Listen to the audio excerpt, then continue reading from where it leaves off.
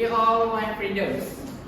For many things, getting a car feels like a symbol of independence. You can go where you want and when you want, without waiting your parents or the bus. But while that sounds great, owning a car at the younger age come with a long list problem. What most people don't realize is the cost of owning a car isn't just money, but it also includes stress, responsible, and environmental impact on our planet. In fact, might be not a good idea after all to have a car as a teenager. So today, I want to persuade you guys that teens should be discouraged from owning a car. Instead, consider a smarter, safer, and more sustainable transportations like public transit. Many people believe getting a car is a rite of passage, which is a step forward to adulthood. But let's look at what that step really costs.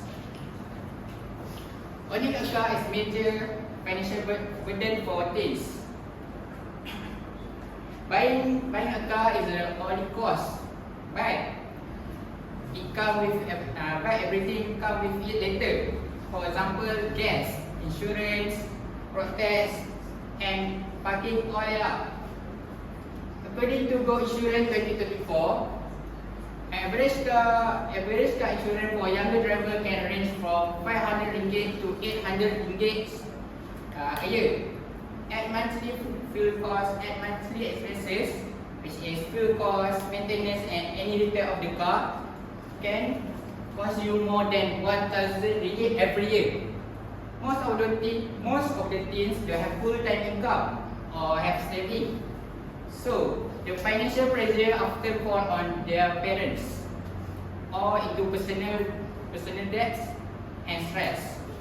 Instead of saving money for education and future goals, many teens end up pouring it to the car that they don't truly need, which creates more stress than freedoms. While the financial burden of owning a car is heavy for the teens, there's another cost that we often ignore, which is environmental impact that's come with every mind drivers. Car can contribute to environmental harms.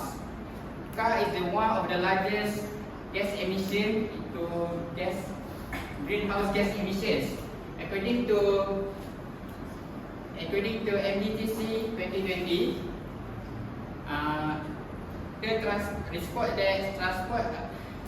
transportation accounts contributes more up to 25% to 30% of total greenhouse gas emissions.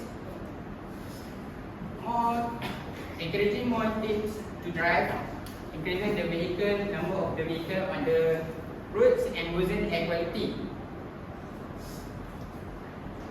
Road transport is the largest transport that carbon dioxide emitter among all transport subsector in Malaysia. Encouraging this ownership also exacerbate traffic congestion and air pollution in crowded cities such as Putrajaya or Kuala Lumpur. When more teens own a car, we are adding more pollution, more traffic jam, and more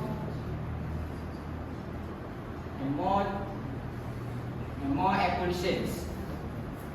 So let's be honest.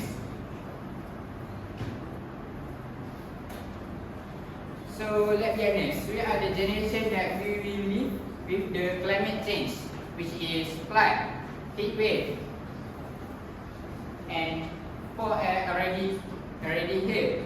So the more we rely on personal vehicle, the more worse it gets. That's not future we want. Discouraging teens on car ownership can a small but meaningful way that can reduce harm or protect our planet. Clearly, clean car ownerships can contribute more to environmental crisis that we are already facing. So, we have explored the financial burdens and environmental cases to rethink clean car ownerships. Let's step back and look at the bigger picture.